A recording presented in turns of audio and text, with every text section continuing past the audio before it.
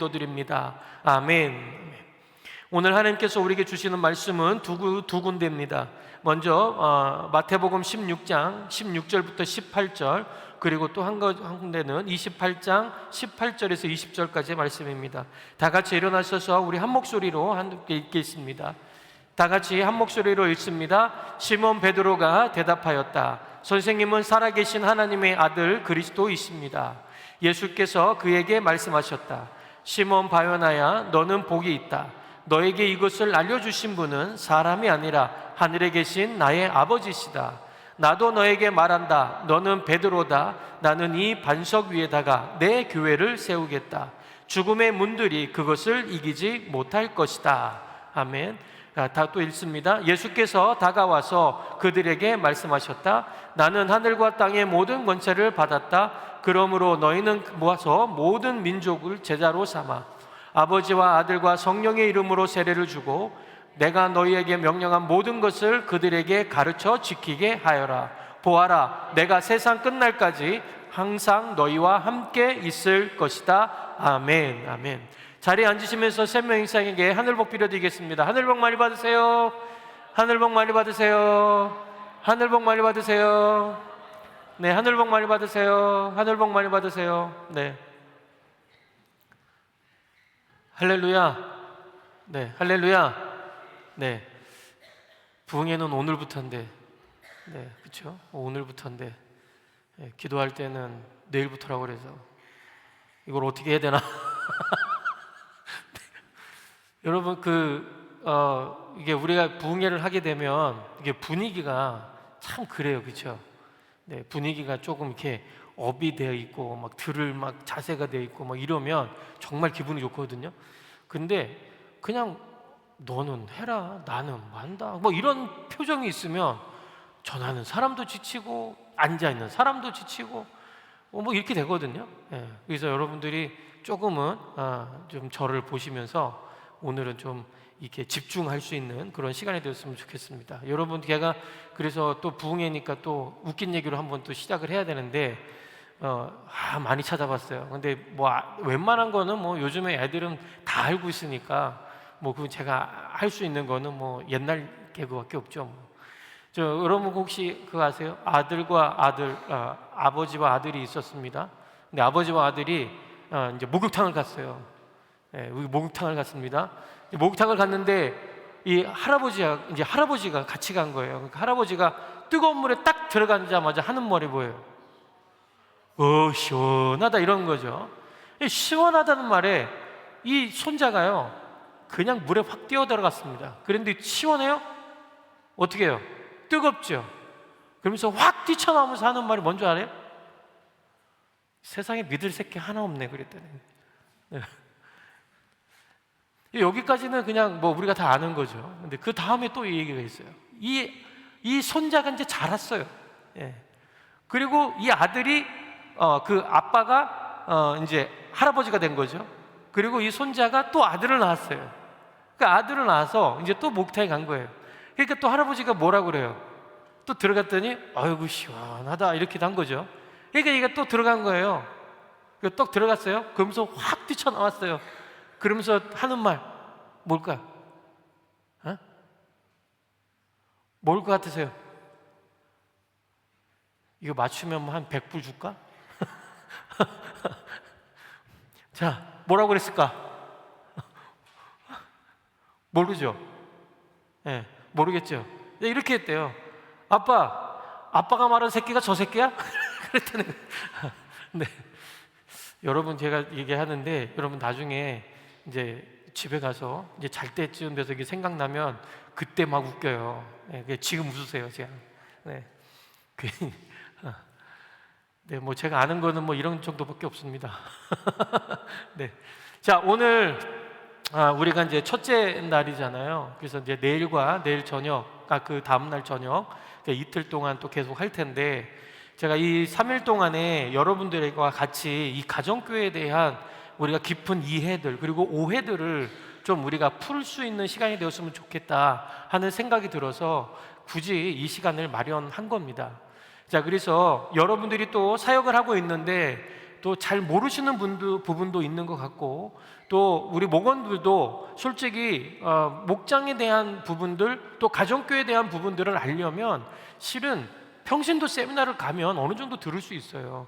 그런데 평신도 세미나를 가야 듣는데 아직 안 들으신 분들은 그 내용을 잘 모르니까 이게 목장이 그냥 뭔지 잘 모르고 가는 경우도 좀 있습니다. 그래서 오늘 이제 우리가 이 3일 동안 도대체 우리가 추구하는 가정교회를 왜 하고 있는지, 또 우리가 무엇 때문에 목장을 하는지, 그리고 우리 교회가 나가야 될 방향은 무엇인지, 이런 방향을 갖고 우리가 3일 동안 같이 말씀을 나누려고 합니다.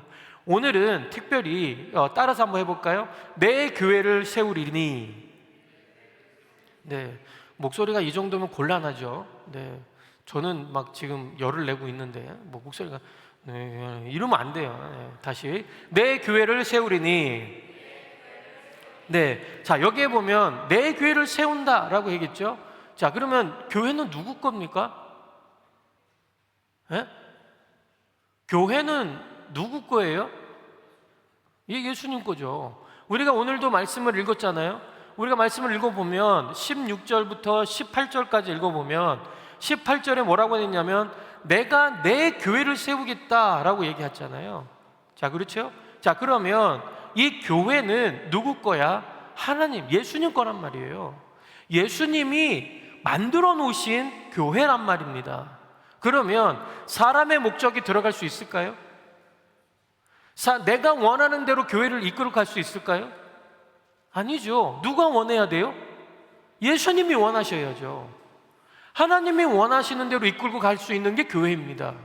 자 그러면 우리가 그러기 때문에 가정교회에서도, 우리가 지금 가정교회를 하고 있지만 가정교회에서 늘 얘기하는 것 중에 하나는 교회는 뭐냐라고 하는 것을 늘 얘기하거든요. 자 그러면 제가 결론적으로 한번 얘기해 보겠습니다. 교회는 뭐 하는 곳입니까? 여러분들이 한번 생각해 보세요. 자, 교회는 뭐 하는 곳이에요? 이러면 곤란한데. 네. 교회는 뭐 하는 곳입니까? 네. 예배 드리는 곳. 또 교회는 목적이 있단 말이에요. 목적이 있는데 그 목적이 뭐냐 이거예요. 교회가 하는 일 중에 하는 것이 있어야 돼요. 목적이 있어야 돼요. 어느 것이든지 목적이 있지 않으면 안 되거든요. 여러분 만약에 건물을 하나 지은다고 생각해 보세요. 건물을 하나 지는데 목적이 없으면 어떻게 돼요? 어떻게 지어야 될지도 모르는 거예요. 그렇죠? 내가 공장을 짓는다. 그런데 공장을 짓는데 기둥을 여러 개 세워놨어. 그러면 어떻게 돼요? 공장이 돼요? 안 되잖아요. 그렇잖아요? 뭐든지 건축을 지으더라도, 어디가 건축물을 하더라도 방향이 있고 목적이 있습니다. 그리고 만약에 뭔가를 지으려고 하면, 만약에 내가 사업체를 짓는다, 사업체 건물을 짓는다 그러고 하면 저 산골 구석이 같은데 그런 데다 지어놓겠어요? 아니죠. 사람들이 좀 왔다 갔다 할 만한 지형적인 부분도 보지 않겠어요? 그렇잖아요. 그리고 그 안에 우리가 들어가는 재료들은 뭘로 넣을까? 어떤 식으로 우리가 이 교회를 만들어 놓을까? 어떤 식으로 이 건물을 만들까? 설계를 한단 말이죠. 설계도 없이 건물을 짓지는 않아요. 결국에는 우리가 한 건물을 짓더라도 목적과 방향이 정확해야 된다는 거예요. 목적과 방향이 정확하지 않으면 어떻게 돼요? 그 건물은요, 그냥 유령 건물이 되어버리는 거예요. 교회도 마찬가지예요. 하나님이 분명히 목적을 가지고 교회를 만들어 오셨단 말이에요. 근데 그 목적이 뭐냐 이거예요. 결론적으로 얘기하면 따라서 해봅시다. 영혼 권하여 제자 만드는 일. 이게 우리 교회가 해야 할 일인 거예요. 결국에는 영혼 구원에서 제자 만드는 일을 해야 되기 때문에 우리가 예배도 드리는 거고, 이 영혼 구원하여 제자 만드는 이 사명을 감당하기 위해서 우리가 목장을 하는 거고, 영혼 구원하여 제자 삼는 일을 하기 위해서 우리도 상공부를 하는 거예요. 모든 목적이 거기에 가 있어야 돼요. 그래서 우리 교회의 모든 일들이, 어떤 일들을 하든지 간에 영혼 구원하여 제자 만드는 일에 우리가 집중되어 있느냐 아니냐에 따라서 우리는 그 일을 하냐 마냐를 결정할 수 있어야 되는 게 우리가 교회가 해야 될 일이란 말이에요. 우리끼리만 잘 먹고 잘 살자고 우리가 여기 앉아 있는 건 아니지 않습니까? 우리가 더 나아가서 하나님의 복음을 위해서 하나님의 말씀을 믿지 않는, 하나님을 의지 않는 자들을 향하여서 우리가 나아갈 수 있어야 되는데, 그러면 우리가 이 예배를 통해서 뭘 얻어야 돼요? 하나님의 은혜를 체험해야 되겠죠. 하나님의 은혜를 체험해야지만이 우리가 그 은혜를 본받아 은혜를 받고 그 은혜를, 사랑을 나눠줄 수 있는 우리가 되지 않겠어요? 그러니까 이 예배가 우리에게 있어서는 하나님께 집중할 수 있는 시간이 되어야 돼요. 많은 사람들이 그렇게 얘기합니다. 만약에 내가 전도를 하고 싶은데 어떻게 해야 될지 모르겠어요. 당연하죠. 경험이 없는데요. 경험이 없는 신앙은 우리가 하나님을 어떻게 이해할지도 모르는 거예요. 경험이 많은 사람들 보세요. 만약에 오늘도 지금 오한나 목사님 한번 보세요. 오한나 목사님도 경험을 하다 보니까 할 말이 많아지잖아요. 그렇지 않아요? 경험이 많으면 그만큼 할 말이 있는 거예요. 경험이 없으면, 하나님에 대한 경험이 없으면 어떻게 돼요? 할 말이 없는 거예요. 사랑하는 우리 성도 여러분, 오늘 우리가 붙잡아야 될 거, 이 교회의 본질이 무엇인지를 정확하게 알아야 돼요. 여러분, 우리가 왜 이 교회에 모여서 이렇게 예배를 드리는지, 우리가 왜 교회에 모여서 이 모든 것들을 행하는지, 이 교회가 도대체 하는 일이 무엇인지를 우리는 정확하게 알지 않으면 안 된다라고 하는 것입니다. 그래서 오늘 이 교회를, 오늘 말씀 통해서 우리가 교회를 조금 더 알아볼 필요성이 있어서 우리가 같이 나누도록 하겠습니다. 여러분, 사람에게는 누구든지 꿈이 있습니다. 여러분, 꿈이 있죠? 예, 꿈 없는 사람 있어요? 우리 애들? 다 있죠. 내가 뭔가를 하고 싶다라고 하는 그 꿈이 있습니다. 꿈을 꾸는 사람들은 어떻습니까? 예, 아름답습니다. 꿈이 없는 사람은요, 거의 동물과 다를 바가 없습니다. 네, 이게 왜 자꾸 울리죠? 네, 네, 됐어요. 네. 자, 어떤 사람은요,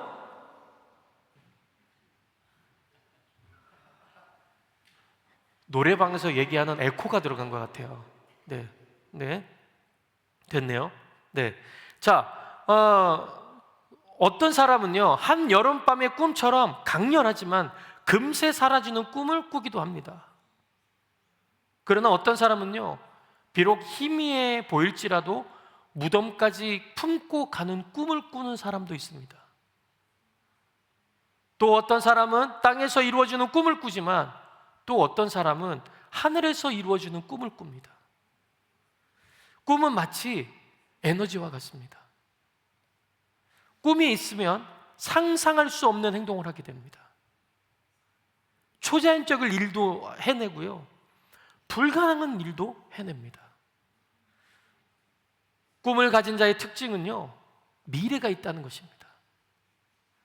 미래가 없는 꿈은 없습니다. 꿈은 언제나 미래를 향합니다. 미래에 대한 환상과 기대감으로 가득 차 있다는 것이죠. 꿈을 가진 사람은 꼭 이렇게 얘기합니다. 이 꿈은 반드시 이루어질 것이다. 그런 믿음이 있기 때문에 꿈을 가진 사람은 이렇게 보면 외롭지 않습니다. 분명히 혼자 뭔가를 해내는 것 같지만 그런 사람들은요, 외로워 보이지 않습니다. 그리고 또 우울하지도 않습니다. 꿈을 가진 사람의 또 다른 특징은 뭐냐면 쉽게 절망하거나 쉽게 포기하지 않는다는 것입니다. 여러분은 어떤 꿈을 가지고 있습니까? 여러분들은 지금 어떤 꿈을 가지고 있어요? 근데 이 예수님도 꿈이 있었을까요? 예, 있었습니다. 꿈이 있었죠. 예수님의 꿈은 두 가지였습니다. 첫 번째는 십자가를 지는 꿈이었고, 두 번째는 교회를 세우는 꿈이었습니다. 십자가와 교회, 이 두 단어는 성경 전체를 요약할 수 있는 말이기도 합니다. 예수님은 십자가를 지는 꿈을 꾸셨고 사셨습니다. 십자가는 죽음을 의미하거든요. 대부분의 사람들은 잘 먹고 잘 살고 성공하는 꿈을 꾸지만 예수님은요, 죽기 위한 꿈, 곧 십자가를 지는 꿈을 꾸셨다는 겁니다.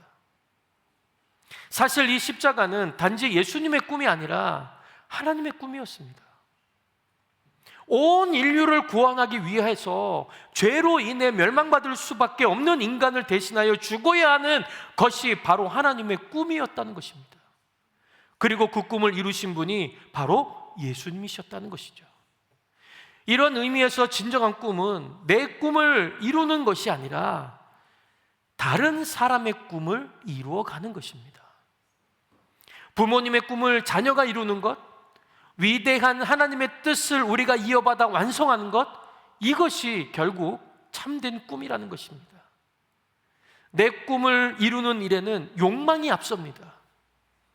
다른 이의 꿈을 이루는 데는 헌신과 희생이 필요한 겁니다.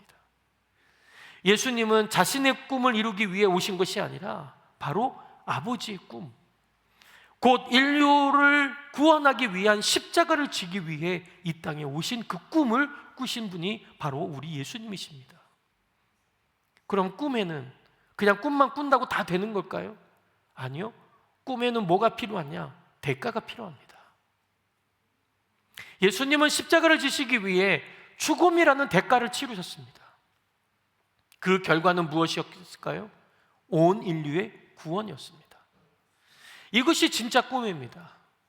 내가 먹고 잘 살고 성공하는 꿈이 아니라 죽어가는 영혼을 살리는 꿈, 병들고 상처받은 자들을 구원하는 꿈, 바로 이러한 꿈을 꿀 수 있는 저와 여러분들이 되어야 된다는 사실입니다. 결국 우리가 그리스도인이다 라고 하는 것은 무슨 뜻일까요? 그리스도인이다 라고 하는 것은 우리가 예수님 닮아가는 사람이다 라고 하는 뜻과 같습니다. 예수님은 이 땅에 오셔서 자기가 잘 먹고 잘 살려고 그 삶을 이루어냈을까요? 그 꿈을 꾸어냈을까요? 아니다 라고 하는 것이죠. 결국에는 한 영혼을 위해, 다른 사람의 영혼을 위해 기꺼이 내가 죽으리라고 하는 그 마음을 가지고 예수님은 나아가셨다는 것입니다. 예수님 십자가 때문에 여러분과 저는 이 자리에 있습니다. 예수님이 십자가의 사건을 일어나지 않았다면 우리는 이 자리에 있지도 못합니다. 이것이 꿈의 결과입니다. 그 꿈은 이렇게 놀랍고 복을 가져다 주는 것입니다. 십자가가 온 인류를 구원하려는 하나님의 사건이었다면 교회는 무엇일까요? 바로 예수님께서 십자가를 지셔야 한다는 것을 이해할 수 있습니다. 하지만 교회를 세우시려는 꿈이 있었다는 것은 우리에게는 놀라운 일이 아닐 수 없습니다. 십자가가 구원이라면 그 구원의 소식을 전할 통로가 필요했다는 것이죠. 그것이 바로 교회입니다. 교회가 없었다면 우리는 구원을 받을 수 없었습니다. 주님이 다시 오실 때까지 구원의 복음을 온 세상에 전할 수 있는 유일한 하나님의 방법이 바로 교회다라고 하는 것입니다. 그래서 주님은 이 교회를 세우시고 선교사들을 보내신 것입니다. 교회가 없는데 어떻게 사람들이 구원을 받을 수 있겠습니까? 그래서 교회는 십자가만큼 중요한 것입니다. 예수님은 교회를 세우시기 위해 온 혼신의 힘을 다하셨습니다. 마태복음 16장의 말씀에서 예수님은 처음으로 교회라는 단어를 사용하셨거든요. 자, 그리고 그 자리에서 예수님은 십자가의 죽으심을 예고하셨습니다. 그 전까지는 한 번도 말씀하지 않았던 내용이었습니다. 베드로는 이해하지 못했다는 것이죠. 그래서 베드로가 뭐라고 얘기할게요? 주여, 결코 이런 일들은 일어나지 않을 것입니다. 어떻게 예수님이 죽는다고요? 걱정하지 마세요. 내가 지켜드릴게요. 이렇게 얘기하는 거거든요. 그만큼 십자가는 이해하기 어려운 부분이었습니다. 그런데 예수님은 바로 이 자리에서 교회와 십자가를 함께 말씀해 주셨습니다. 예수님은 제자들에게 이렇게 물으십니다. 사람들이 인자를 누구라고 하냐? 라고 얘기합니다. 제자들이 대답합니다. 어떤 사람은 세례 요한, 어떤 사람은 엘리야, 어떤 사람은 예레미야나 선지자 중에 하나라고 그러던데요. 자, 사람의 의견들은 굉장히 분분했습니다. 그때에 예수님은 질문을 확 돌리십니다. 이렇게 말입니다. 그러면 너희는 나를 누구라고 생각하느냐?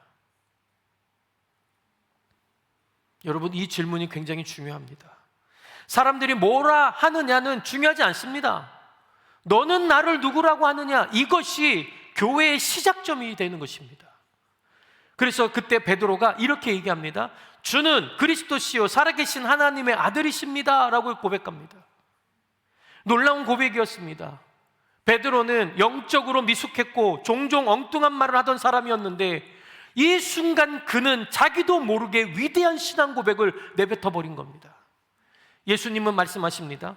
바요나 시몬아, 내가 복이 있다? 이를 내게 알게 하는 것은 혈육이 아니고 하늘에 계신 너의 아버지다. 여러분, 우리가 예수님을 믿는 것도 내 의지나 내 노력 때문이 아닙니다. 내가 믿고 싶다고 믿어지니까요?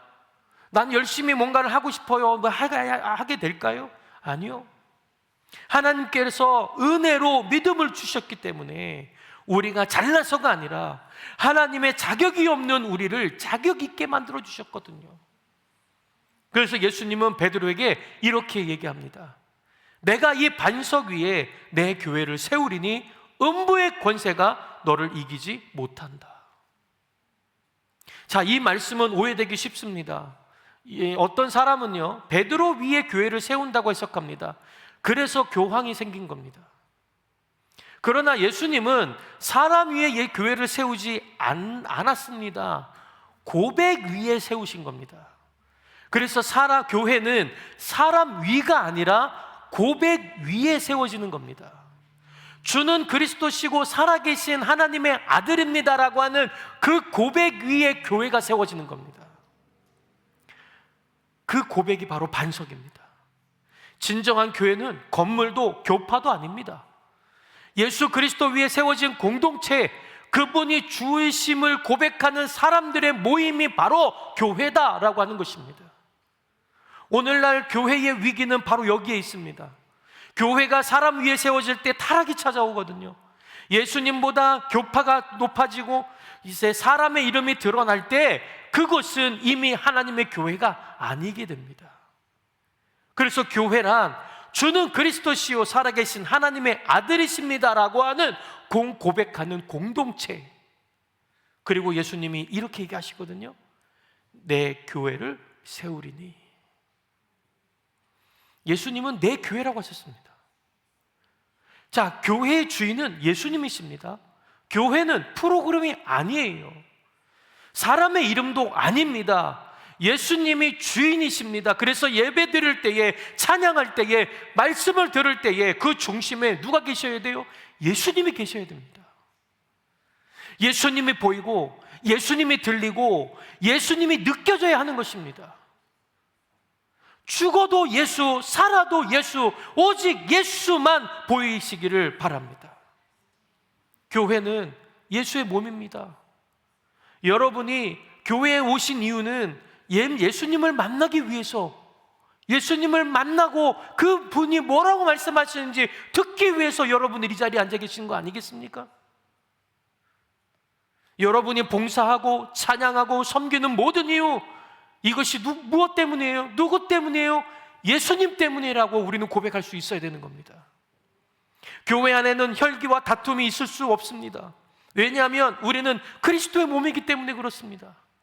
이제는 내가 산 것이 아니요 내 안에 계신 예수 그리스도께서 사신 것이다. 이 고백이 교회를 살리게 되는 것입니다. 이런 사람 몇 명만 있어도 세상은 바뀝니다. 이런 교회 몇 개만 있어도 세상은 변합니다. 진정한 교회는 사단의 어떠한 공격에도 무너지지 않습니다. 음부의 권세가 이기지 못한 것입니다. 이것이 능력의 교회입니다. 승리하는 교회입니다. 공산주의도 이념도 세상의 어떤 권력도 교회를 무너뜨릴 수 없었습니다.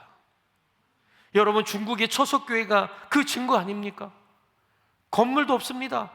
제도도 없지만 살아있습니다. 왜요? 주님이 세우셨기 때문입니다. 반면 자본주의 사회의 교회는 화려하지만 힘이 없습니다. 무엇 때문일까요? 생명을 걸지 않거든요. 내가 뭔가를 여기에 모든 것을 힘쏟지 않거든요. 그러나 참된 교회는 순교의 영성을 가진 교회입니다. 저는 우리 교회가 바로 그런 교회가 되기를 바랍니다. 신앙 고백의 공동체, 예수님이 주인이신 공동체, 어떤 환난과 고난에도 무너지지 않는 능력의 교회가 바로 우리 교회가 되어야 된다는 것입니다. 그렇게 되면 어떻게 되는 줄 아십니까? 예수님은 그 뒤에 이렇게 얘기하십니다.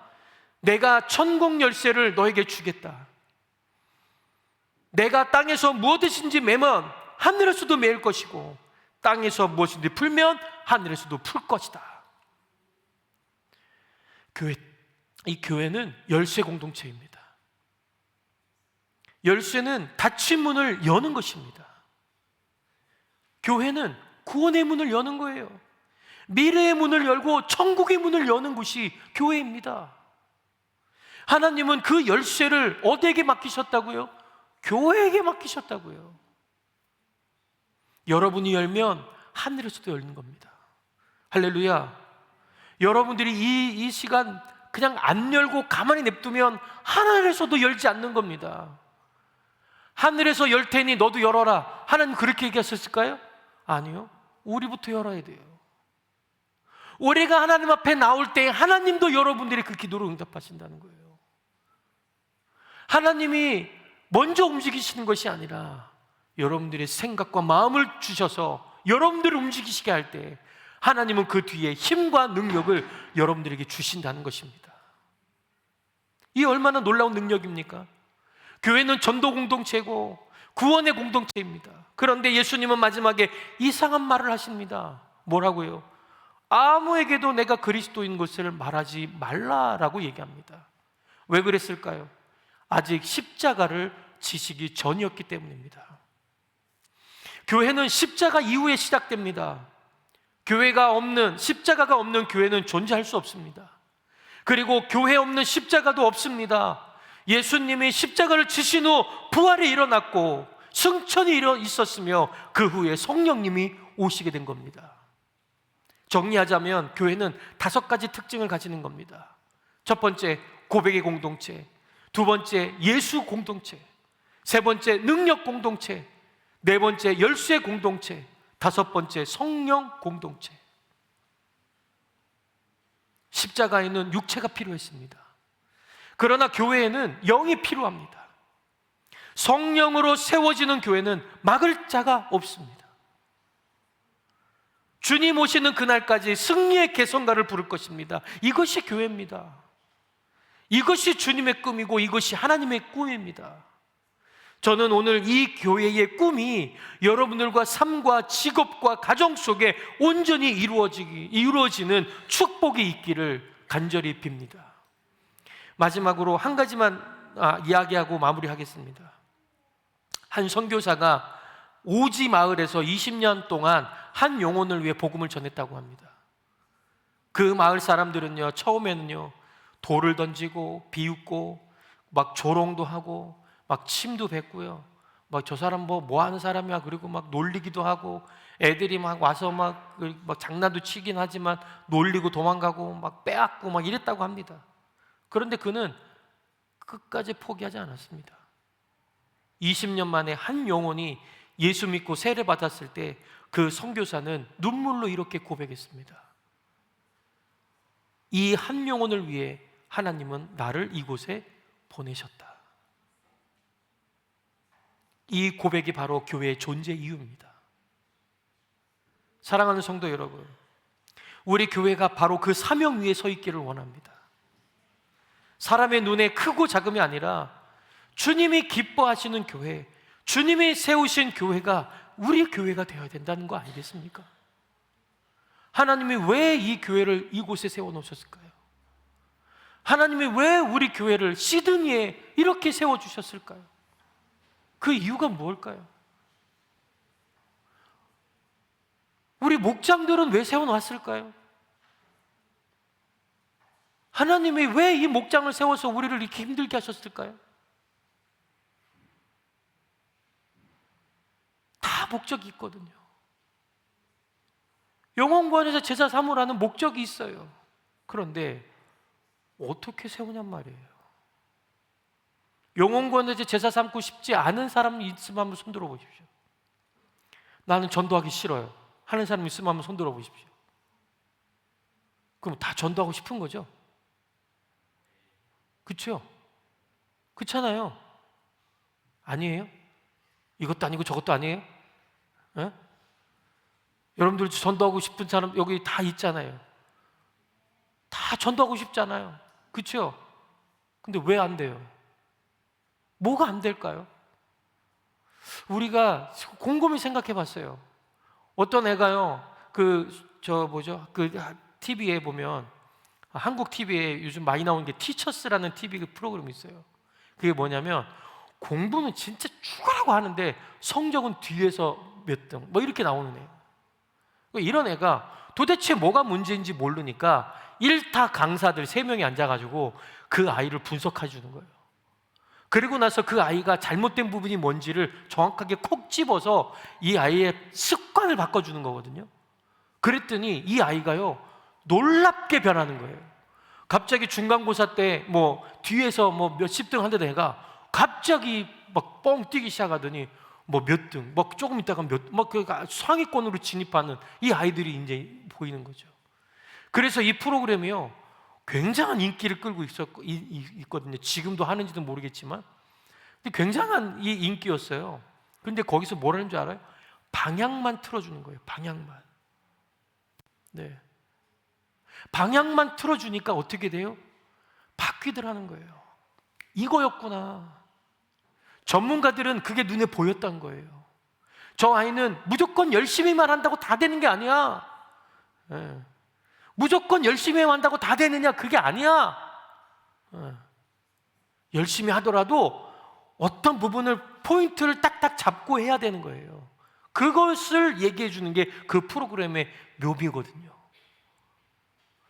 그 프로그램을 보면서 제가 그런 생각을 한 거예요.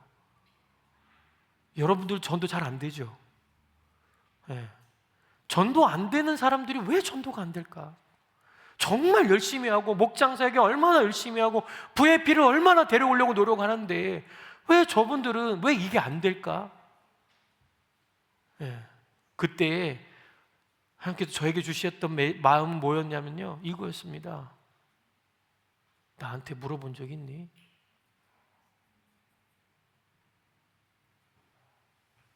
왜 전도가 안 되는지 나한테 물어본 적 있어? 우린 모든 걸 다 하나님이 하신다고 고백하는 사람들 아닙니까? 왜 우리가 전도가 안 될까요? 정말 열심히 하는데 왜 안 될까요? 여러분, 그렇게 고민하시는 분들은 오늘 이 시간, 하나님, 영혼구원에서 제자 삼는 일이 우리 교회가 해야 될 일이고 우리 목장이 해야 될 일인데 왜 우리는 안 될까요? 그 이유를 알려주세요. 그 이유를 알려달라고 여러분 고백할 때 하나님은 여러분들에게 그 이유를 알려주실 겁니다. 어떤 사람들은 섬김의 은혜가 있는 사람들이 있어요. 하나님은 여러분들에게 각자마다 은사를 주셨거든요.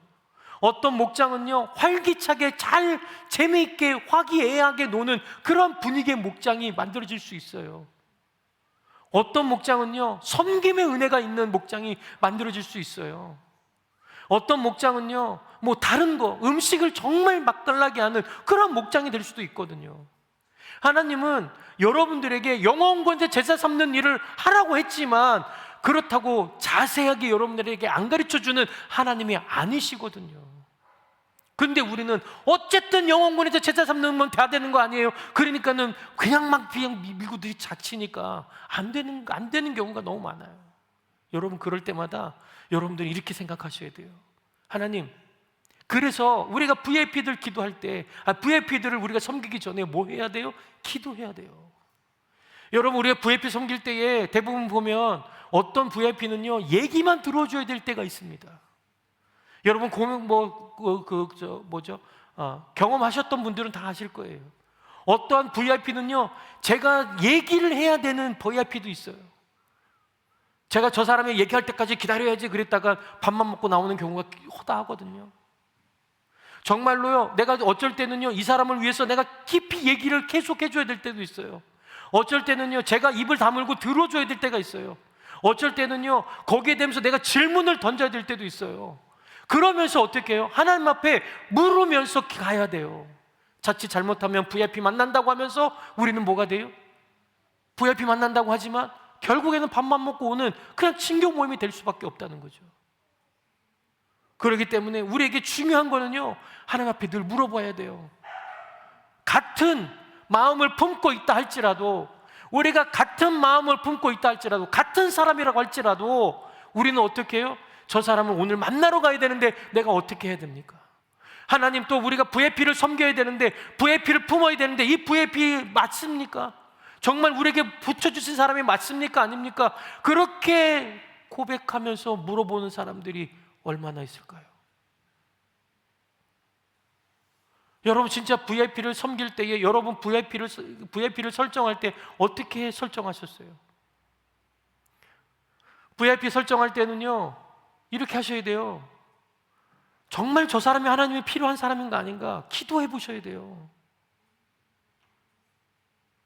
정말 저 사람이 진짜 하나님이 필요한가 아닌가를 하나님께 물었을 때에, 저 사람이 진짜 필요하다고 마음을 주실 때에 그 사람을 진짜 VIP로 삼고 우리가 끊임없이 그 사람을 위해서 기도해 주는 거예요.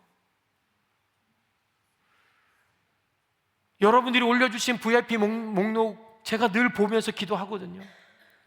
우리 교회에 88명의 이 VIP가 있습니다. 이 88명의 VIP를 제가 놓고 늘 기도하면서 그런 마음이 드는 거예요. 하나님, 이분들 마음속에 하나님, 주님을 알아갈 수 있는 기회를 주세요. 하나님이 어떤 분인지를 깨달을 수 있는 그 기회를 주세요. 그리고 우리 목자 목녀님들이 이 VIP들을 위해서 늘 기도할 수 있는 마음을 허락해 주세요. 아니, 목장이 이 VIP에게 집중하고 기도할 수 있도록 하나님 인도해 주세요. 그게 교회거든요. 그게 우리의 목장이 되어야 되거든요. 그것이 우리가 가는 방향이 되어야 되거든요. 이번 주에는 뭐 먹을까? 거기에만 집중하고 나아가는 우리가 되는 것이 아니라, 어떻게 하면 한 영혼을 주님 앞에 데리고 올까?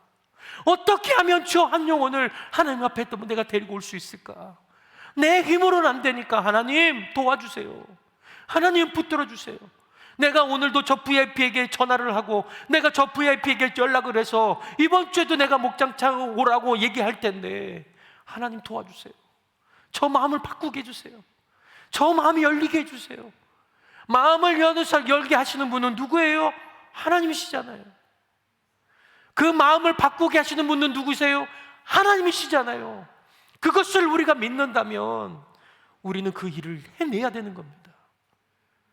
그래서 여러분들 목장이 기도의 공동체가 되어야 돼요. 우리 교회가 기도의 공동체가 되어야 돼요. 휴스턴 서울교회 갔다 오신 분들은 지금 알겠죠. 새벽마다 목자 목녀들이 여기저기에서 앉아갖고 눈물 흘리며 기도하는 그 모습을 여러분들도 보셨으면 좋겠어요. 그 교회는요, 제가 그 교회를 따라가고자 하는 것은 아닙니다만, 하나님이 나를 통해서 어떻게 복음을 전하기 원하시는지 늘 기도하시거든요. 우리 교회 성도님들도 마찬가지입니다. 이 교회 영혼구원에서 제자 삼는 일을 감당하기 위해서 내가 해야 될 일이 있다는 거예요. 여러분들에게 맡겨주신 일들이 무엇일까요? 우리 청소년들에게도 하나님께서 너희들에게 그곳에 와서 복음을 듣게 하는 이유가 무엇일까? 네? 우리가 여기 앉아있는 이유가 무엇일까? 그 이유를 우리가 알아가고 또 깨달아가면서 우리가 다른 영혼들을 위해서 불쌍한 마음을 가지고 기도할 수 있는 우리 모두가 되어야 될 줄로 믿습니다. 사랑하는 성도 여러분, 우리 교회가 바로 그 사명 위에 있어야 됩니다. 사람의 눈에 크고 작음이 아니라, 우리 누가 봐도 작은 교회 아니에요? 그렇지만 하나님은요, 이 작은 교회를 통해서도 얼마든지 역사하실 수 있습니다. 왠지 아세요? 하나님은 돌들에게 명령하셔서 이 돌을 통해서 복음을 전하실 수 있는 분이시거든요. 그런 하나님이 우리들을 사용하시지 않으시겠습니까? 주님이 기뻐하시는 교회를 하기 위해서, 주님이 세우시는 교회가 되기 위해서 끊임없이 노력하려고 하는 우리들이, 여러분들의 갈망이 있을 때에 하나님은 우리를 통해 역사하실 줄로 믿습니다. 우리가 한 마음으로 복음의 사명을 붙잡을 때 하나님은 반드시 새 생명을 우리 가운데 부어주실 것입니다. 주님께서 세우신 교회, 주님께서 일하시는 교회, 그리고 주님이 다시 오실 때까지 영혼을 살리고 제자를 세우는 그 교회가 바로 우리 교회가 되어야 될 줄로 믿습니다. 제가 어릴 적에요, 다녔던 학교가 있습니다. 제가 어릴 때 다녔던 학교가 있는데요, 초등학교인데 제가 나이를 먹고 나서 몇십 년 뒤에 그 학교 터로 갔거든요. 근데 그 학교가 다 부서지고 없어요. 예. 그래서 다 부서지고 없는 거예요. 물론 제가 거길 졸업하지는 않았지만 제가 그 학교를 3년을 다녔거든요. 초등학교 때 1학년, 2학년, 3학년 이게 3년을 다녔거든요. 근데 그 터가, 그 학교가 없어져 버린 거예요. 그럴 때 여러분 마음이 어떠세요? 예? 여러분도 경험 안 해보셨나 봐요? 제가 그때요 마음이 무너지더라고요. 저도 졸업도 안 했어요. 그런데 내가 있던 추억이 없어진 것만큼 마음이 아프더라고요. 혹시 여러분들이 나중에 내가 예전에 자랐던, 어릴 적에 자랐던 그런 동네에 한번 가봤는데 싹 다 없어지고 막 새롭게 뭔가가 있으면 좀 마음이 좀 허전하고 그러지 않으세요? 제가 그걸 경험했어요. 그런데 그걸 모습을 통해서 하나님이 저에게 주신 마음이 있었거든요. 그게 뭐였냐면, 우리 교회가 얼마나 갈 것 같으세요?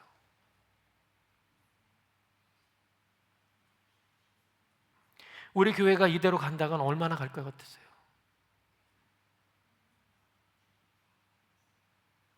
우리가 영혼 구원하고 제자 삼는 일을 감당하지 않는다면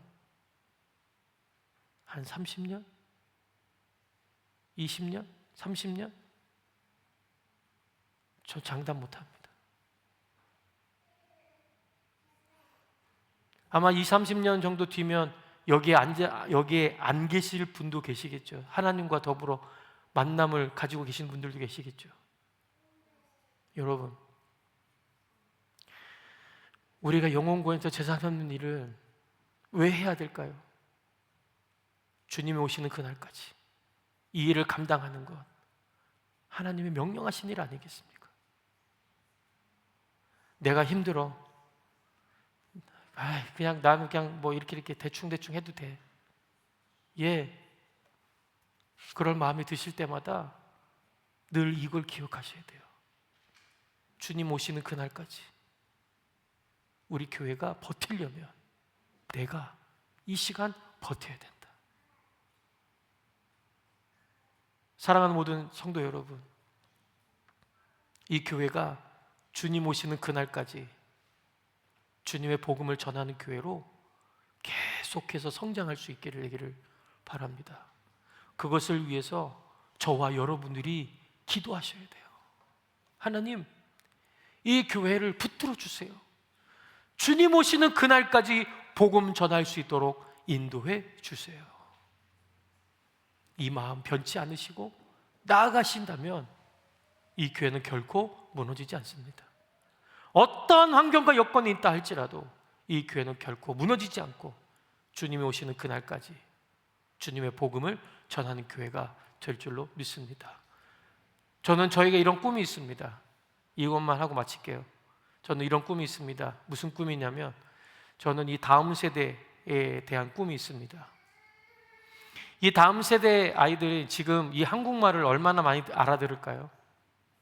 네. 한국말 많이 알아듣지 못할 겁니다.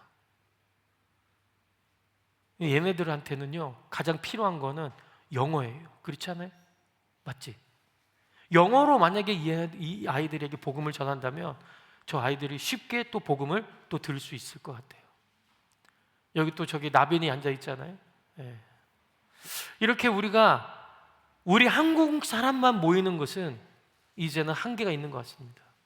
그렇다면 제가 언제부턴가 기도하기 시작한 부분이 뭐냐면, 하나님, 우리도 영어권 예배가 있어야 될 것 같습니다. 휴스턴 서울교회처럼 한국어 예배 또 영어 예배 드릴 수 있는 우리 교회가 되었으면 좋겠습니다. 그래서 이 아이들에게도 정말 하나님이 원하시는 사랑, 하나님이 그토록 원하시는 교회가 무엇인지 이 아이들한테도 좀 전달이 되었으면 좋겠거든요. 저만 꿈을 꾸려고 하는 거 아니겠죠? 우리 모두가 이 꿈을 꾸었으면 좋겠습니다. 하나님, 우리만 뿐만이 아니라 이 호주 땅에 있는, 이 땅에 있는 죽어가는 영혼들을 위해서도 복음을 전할 수 있는 그러한 교회가 우리 교회가 되기를 원합니다. 하나님, 붙들어 주시옵소서. 여러분들 꼭 기도해 주시기를 부탁드립니다. 할렐루야, 할렐루야. 예. 이 시간 우리 찬양합시다. 예. 우리에겐 소원이 하나 있네. 이 찬양이 있습니다. 예. 이 찬양의 가사를 보면요, 주님이 다시 오실 그날까지 이 교회를 사랑하겠습니다. 이 교회가 교회되게, 예배가 예배될 때까지 우리를 사용하여 주시옵소서. 그렇게 나아가는 우리가 될 때에 우리는 회복되고 이 교회가 다시금 주님의 이름으로 일어날 수 있음을 우리는 고백합니다. 오늘 이 찬양이 우리 교회의 방향을 정하고 우리의 생각을 깨워지는 그러한 시간이 되기를 바랍니다. 우리 같이 찬양하며 나아가겠습니다.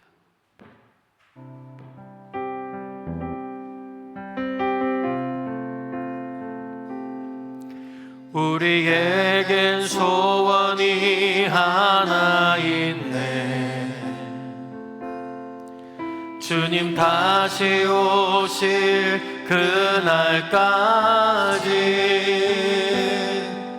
우리 가슴에 새긴 주의 십자가 사랑, 나의 교회를 사랑케 하네.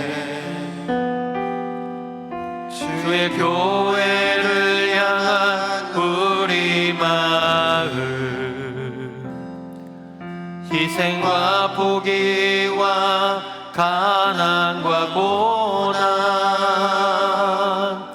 하물며 죽음조차 우릴 막을 수 없네. 우리 교회는 이 땅의 희망,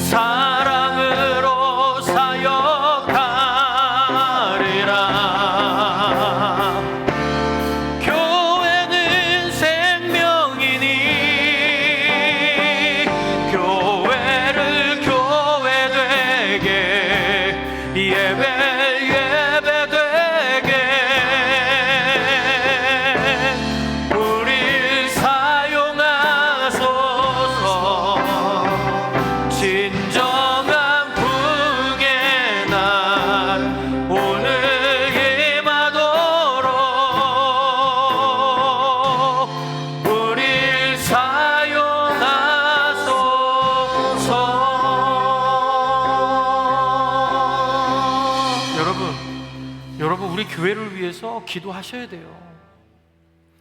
여러분, 이 교회를 위해서 늘 기도하셔야 돼요.